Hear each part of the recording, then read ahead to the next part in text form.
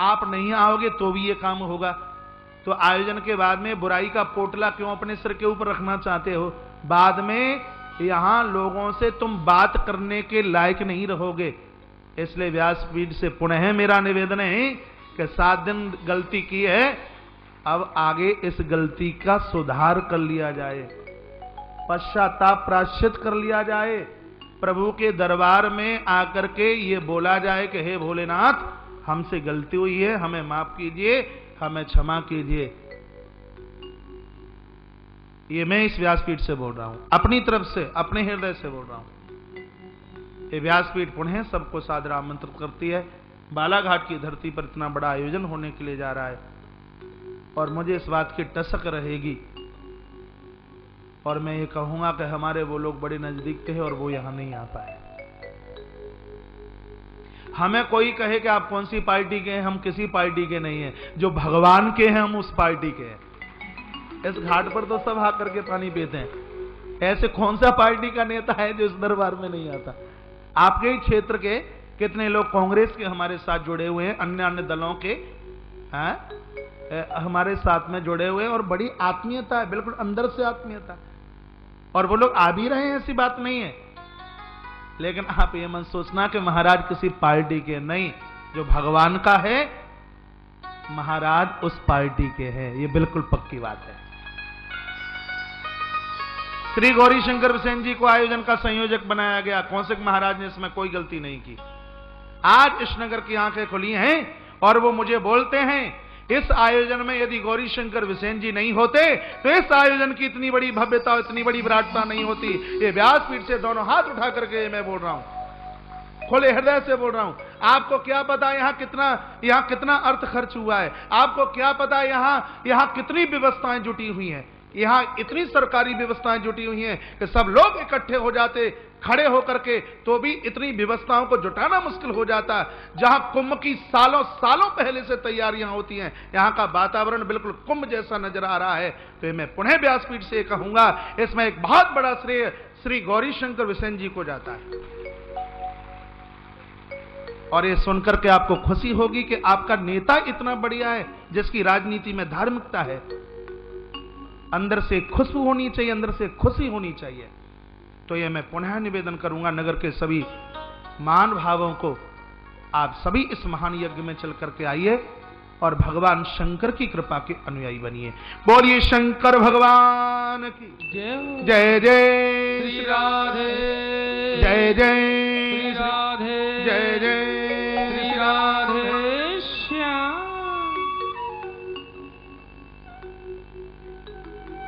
आइए 1 मिनट भगवान शंकर का नाम एक चौपाई के साथ में लेते हुए फिर मैं आगे बढ़ता हूं। जय हो।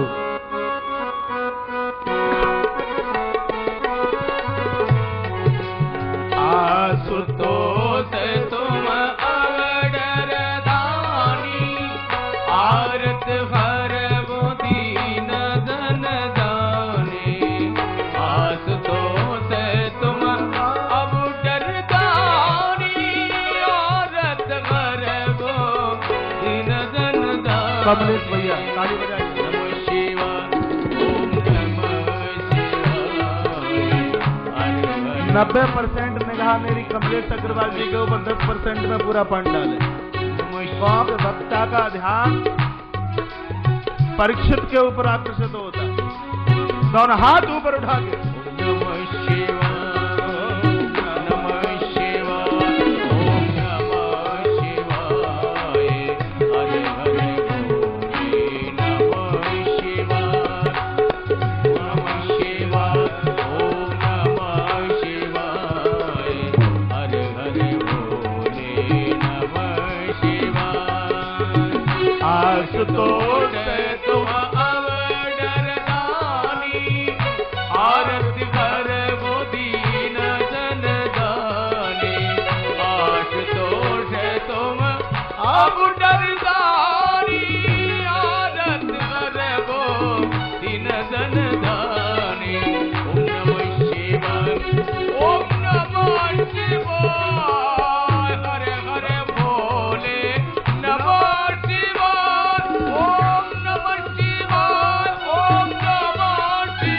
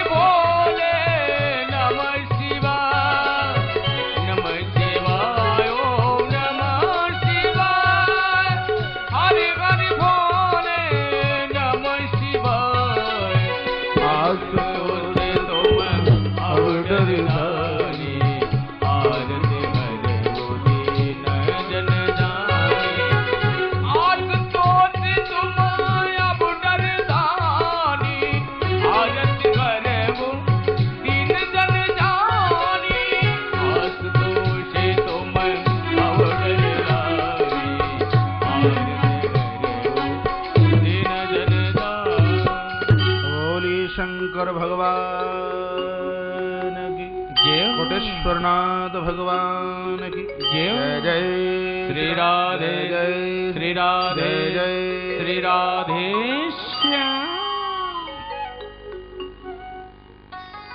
भगवान प्रभु राम यहां से आगे बढ़ते हुए श्री प्रयागराज पहुंचे हैं। हिंदुस्तान का बहुत बड़ा तीर्थ है श्री प्रयाग, जहां 3 नदियां एक साथ बह रही हैं। तीनों का संगम है, गंगा, यमुना और सरस्वती, जिसको त्रिवेणी के संगम के नाम से जाना जाता है। माइक पे ध्यान।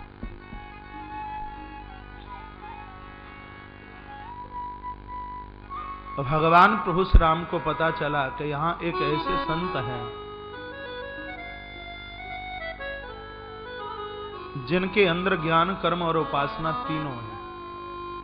महात्मा भरद्वाज। प्रभु राम संत भरद्वाज के आश्रम पर पहुंचे हैं। महात्मा जी को पता चला, दौड़कर आए। प्रभु श्री राम ने चरण छू करके आशीर्वाद लिया। महात्मा जी की आंखें भर आईं और कहा कि आज सुफल तप तीर्थ त्याग। बहुत लंबे समय से श्री प्रयाग में हम रह रहे थे, तीर्थ में रहने का सौभाग्य तो हमने आज प्राप्त किया। प्रभु राम सुनकर के बहुत गदगद हुए। एक रात्रि भगवान इस स्थान पर रुके हैं। दूसरे दिन का प्रातः का समय था।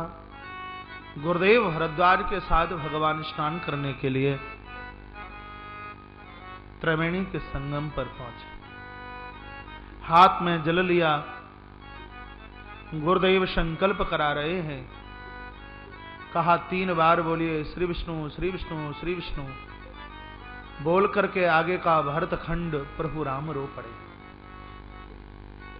गुरुदेव महात्मा भरद्वाज ने पूछा, राघव आंख में आंसू क्यों है?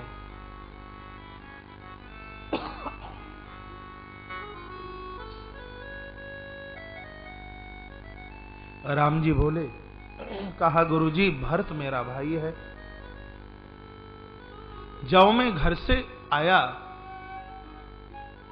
तो मेरा भरत घर पर नहीं था। मेरी आंखें भर आईं कि मेरे न होने पर न जाने मेरे भरत की हालत कैसी होगी। मुझे भरत की याद आई, इसलिए मेरी आंखें भर आई। गुरुदेव भरद्वाज ने प्रभु राम की अश्रुपूरित आंखों को पहुंचा। तत्पश्चात प्रभु राम ने हाथ जोड़ करके कहा, गुरुदेव आगे हम चित्रकूट की तरफ जाना चाहता है, रास्ता बता दीजिए। ध्यान से सुने।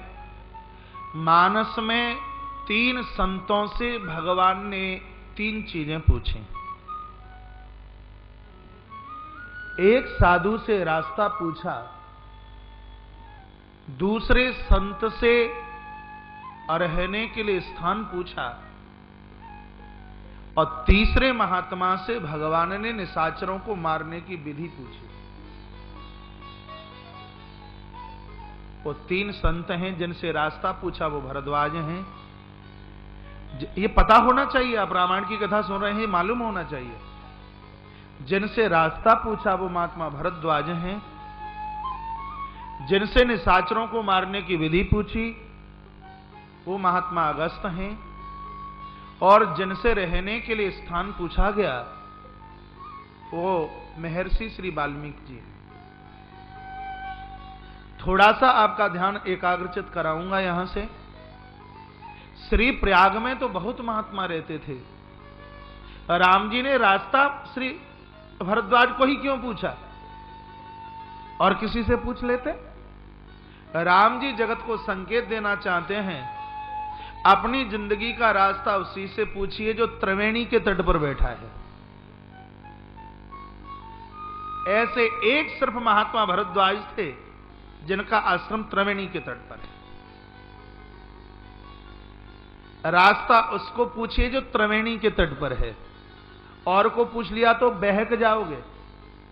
त्रिवेणी का तट का मतलब है जिस संत के अंदर ज्ञान भी है, जिस संत के अंदर कर्म भी है, और जिस संत के अंदर उपासना भी है, अपने जीवन का रास्ता उसको पूछना।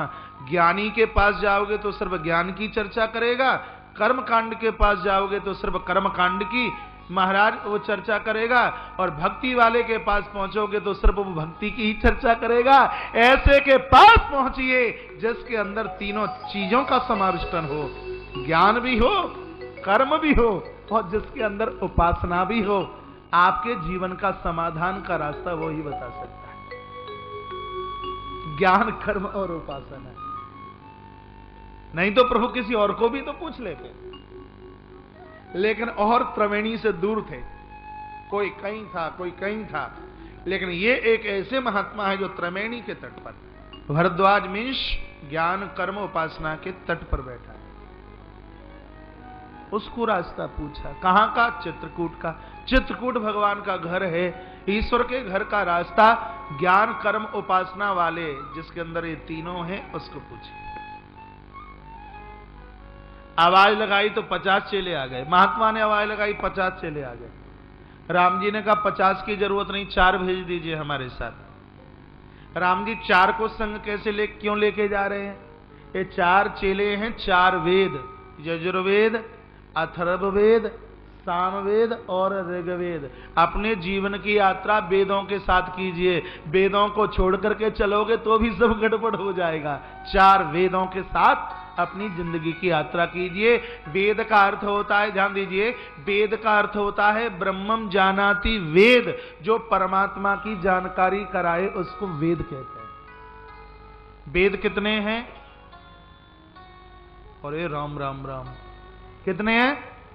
4। उपनिषद कितने हैं? हाँ, 100। पुराण कितने हैं? 18। पुराण 18 है। इतिहास महाभारत, जिसको पंचम वेद मुच्यते, 5वां वेद भी कहा गया है महाभारत को। शास्त्र कितने हैं?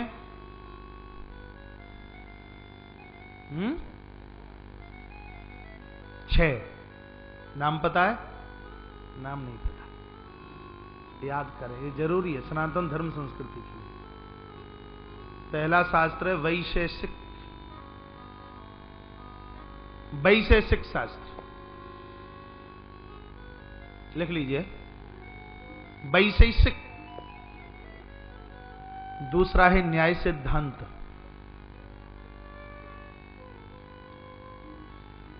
तीसरा है योग दर्शन, चौथा है सांख्य,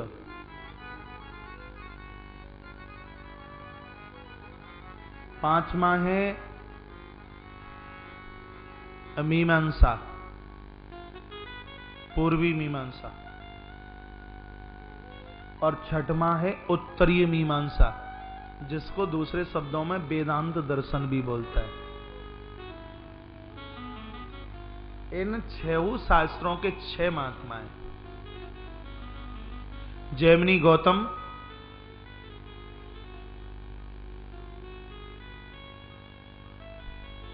कपिल और पतंजलि, कड़ाद और वेदव्यास,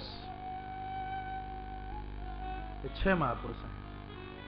ये देखना आपके अगल बगल में कोई कुर्सी पे बैठ के, सोफे पे बैठ के कोई सो तो नहीं रहा है। हाँ, देख लीजिए। बोलिए बांके बिहारी लाल की जय हो, कृष्ण कन्हैया लाल की जय हो। जय जय श्री राधे, जय जय श्री राधे, जय जय श्री राधे श्याम। ये 6 शास्त्र हैं।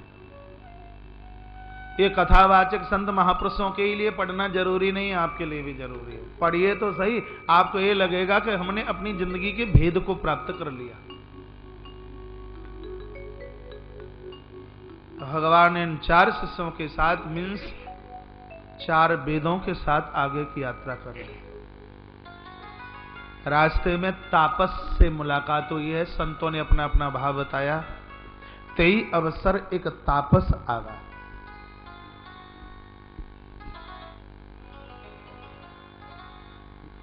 इस तापस के ऊपर, मानस में तापस, इसके ऊपर एक बहुत बड़ी पुस्तक लिखी जा रही थी। लेकिन किसी कारणवश अटैची गई और उसमें ये लिखी हुई पुस्तक भी चली, वो उसकी रचना चल रही थी। मानस में तापस। किसी ने अपना अनुभव बताया कि तापसी भेष धारण करके स्वयं तुलसीदास जी आए। किसी ने कहा अग्निदेव प्रत्यक्ष प्रकट हुए तापसी भेष धारण करके, और किसी ने कहा कि नहीं, साक्षात कामतानाथ भगवान ही तापसी वेश धारण करके प्रभु के सामने प्रकट हुए। किसी ने कहा स्वयं श्री चित्रकूट धाम ही तापसी वेश धारण करके भगवान के सामने प्रकट हुए। प्रभु और यहां से आगे की तरफ चले हैं। भीलनियों का एक छोटा सा पुरवा, छोटा सा गांव, और उसके बगल से प्रभु निकले। वो वनवासी माताएं दौड़ती दौड़ती, पुरुष दौड़ते दौड़ते आए, खेत खिलान का काम कर रहे थे, सब दौड़ते दौड़ते आए हैं। प्रभु राम की सुंदर छवि को देखा। माता जानकी को इशारे से पूछा, ये सांवले सांवले कौन लगते हैं तुम्हारे? मैया बता रही है,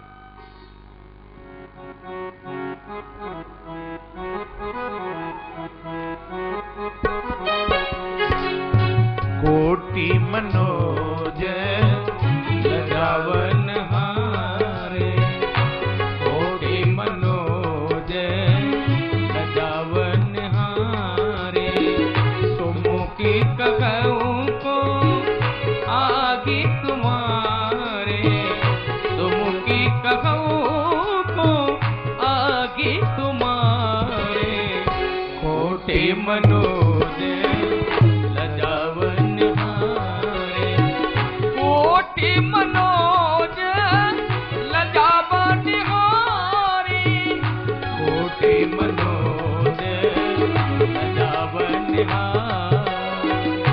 उन वनवासी माताओं ने जानकी को कहा, देवी जिसके ऊपर करोड़ों करोड़ों कामदेव भी लज्जित हो जाए, सुमुखी ये तुम्हारे कौन है? पूछा राम के लिए और परिचय लखनलाल का दिया जा रहा है। माता जानकी कहती हैं कि सहेज स्वभाव सुभगत तन गोरे, जो बड़े सहज हैं, रामायण में लखन जैसा खतरनाक नहीं है। लखनलाल, लेकिन इनकी खतरनाकता प्रतिकूल नहीं, अनुकूलता में का जो सहज हैं, सुंदर हैं और सलोने हैं, और कहा गोरे भी हैं। ये बाहर से जो चमड़े से गोरे हैं, मां इसका परिचय नहीं दे रही, तो ये अंदर से गोरे हैं। अंदर किसी भी प्रकार की कालमा नहीं है, जो है ये उगल देते हैं, गोरे हैं। और ये मेरा सौभाग्य है कि ये मेरे देवर हैं, लघु देवर मोरे, ये मेरे छोटे देवर हैं। पूछा राम के लिए, बताया लखन के लिए। यही तो मातृ शक्ति की, इस मां की कितनी बड़ी सभ्यता है। तत्पश्चात कहा कि हम ये सामले वाले के लिए पूछ रहे हैं। तो मैया ने सारे से कहा, खंजन मंज तिरीछे नईननी निज पति कहु तिने सिय सईनन। इस सारे से कहा कि हमारे स्वामी है, नाम नहीं लिया। कथा कहती है कि माताएं अपने पतियों का नाम नहीं लेती, और लेना भी नहीं चाहिए। पति की आयु का शोषण होता है नाम लेने से। अब डॉक्टर पूछे पर्चा लिखते समय कि पति का नाम क्या है, तो वो तो बताना पड़ेगा। अब तुम बात बात में पति को नाम लेकर के बोलती हैं। पतियों के साथ में तो ऐसा व्यवहार किया जाता है, ऐसा व्यवहार मालिक नौकर के साथ भी ना करे। और कभी कभी तो पता भी नहीं लगता कि पति को बुला रही है कि नौकर को बुला रही है। खैर आप तो ऐसी नहीं है, आप तो सब बढ़िया है, सब भ्रांत है। यदि जो भी कोई अपने पतियों का नाम लेते भी हैं, नहीं लेती, कोई नाम रख लीजिए ना। माता जानकी ने प्रभु का नाम करुणा निधान रख लिया है, करुणा निधान। ऐसा बताते हैं कि ज्येष्ठ बालक का नाम नहीं लिया जाता, बड़े वाले बेटे का, इसलिए वो बदल के कुछ और नाम रख देते हैं। ऐसा बताते हैं कि गुरुजनों का नाम नहीं लिया जाता, ऐसा बताते हैं पति का नाम नहीं लिया जाता। और आज के चतुर लोग कहते हैं महाराज सब यूं ही है, सिर्फ दुश्मन का नाम नहीं लिया जाता और सबका नाम लिया जाता है, वो बोल देता है। पुरानी माता यहाँ बैठी होंगी जिनके सिर पल्लू से ढके हुए हैं, उन माताओं की बात कर रहा हूं, जिनके सिर पल्लू से ढके। भारतीय मर्यादा है, कथा में, प्रवचन में, मंदिर में गुरुजनों के सामने सिर के ऊपर पल्लू होता है। अब मेरे कहने से तो ढक लो, ये मर्यादा है।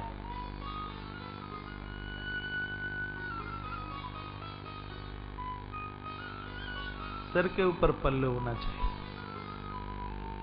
उनको पता है कि जब पुरानी बात है, सासू ससुर पति और बड़े भी घर पर ना आ जाते तो रात के 12-12 बजे तक इंतजार करती रहती। कभी तो ऐसा होता कि रात को भूखे ही सोना पड़ता। ये भारतीय मर्यादा थी। लेकिन बढ़िया खीर बने तो लगता है 4 चम्मच चटकाई ले, उस जो होगी सो देखी जाएगी। अब वो न जाने कब आवे है, जी मिलो 4 चम्मच। अरे कुछ भी नहीं होता, अरे भाई बहुत कुछ होता है माताओं, बहुत कुछ होता है। शिव महापुराण में लिखा है कि घर में जो माताएं पहले भोजन करती हैं उनको इस जन्म में नहीं तो अगले जन्म में बन की सियारिन बनना पड़ता है। पढ़ लेना आपसे महापुराण। त्वमेव माता च पितामेव, क्यों लिखा? पहले पिता का नाम भी तो ले देते।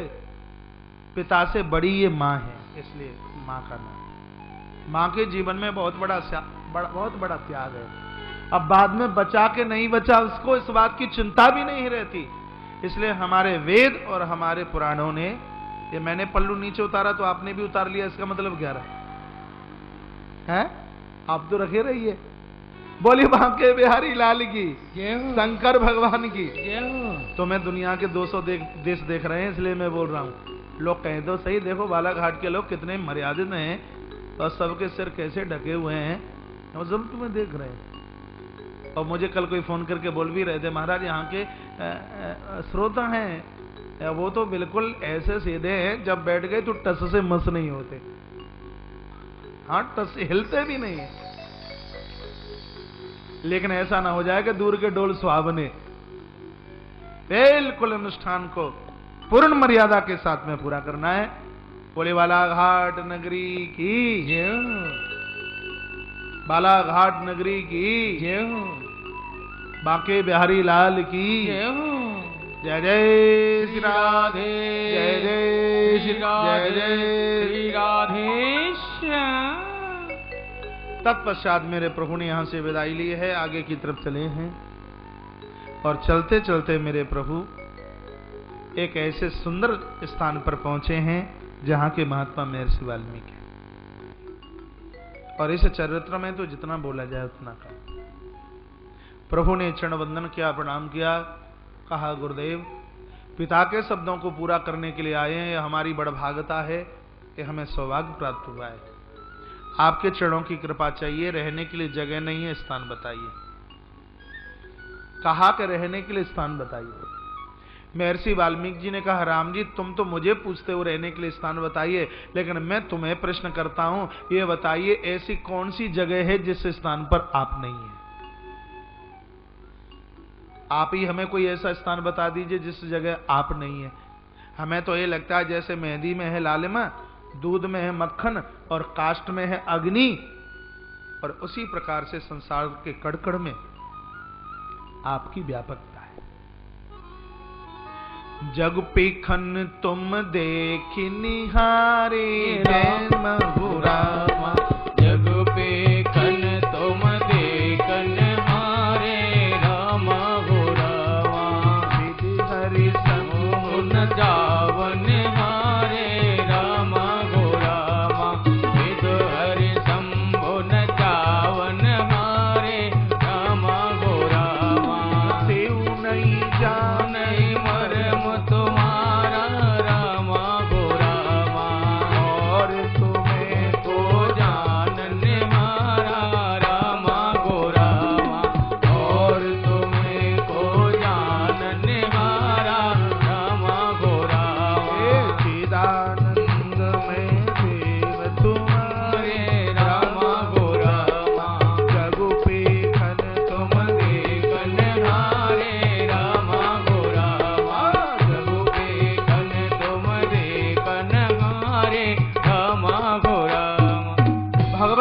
चित और आनंद से आप भरे हुए हैं। स्वयं ब्रह्मा विष्णु और नारायण, भगवान ब्रह्मा विष्णु और शंकर भी आपको समझ नहीं सकते, और दुनिया में आपको कौन समझ सकता है? बताइए आप कौन से स्थान पर नहीं है? राम जी ने कहा मैं तो सब जगह हूं, लेकिन दो मेरे साथ में आए, दो कैंडिडेटों के साथ में आया, इन दोनों के साथ में कहां रहूं? लखन और जानकी। यानी भगवान कहते हैं वैराग्य और भक्ति के साथ में कहां रहूं? स्थान बता दीजिए। मानस में दो स्थान बताए हैं, एक है सूक्ष्म और एक है स्थूल। स्थूल स्थान में चित्रकूट अभी आप आगे सुनेंगे, और सूक्ष्म स्थान में 14 स्थान बताए, और ये 14 स्थानों की परख कर लीजिए। इन 14 जगह यदि हम खरे उतरते हैं तो वैराग्य और भक्ति और परमात्मा एक क्षण के लिए भी हमारा और आपका साथ नहीं छोड़ते। उन 14 को लिख लेना। 14 स्थान बताए, बड़े सूक्ष्म हैं। सबसे प्रथम स्थान सुनहु राम अब कहेऊं निकेता। निकेता शब्द रहने का स्थान। आपको कहां रहना है? जहां बसों से लखन समेता, और ऐसे स्थान बताऊंगा जहां लखन और जानकी दोनों के साथ आप रह सकें। पहला स्थान बताया, कह दिया ताली। जिनके श्रवण समुद्र समान रमाकांत, हेलो, भग शरण ए माइक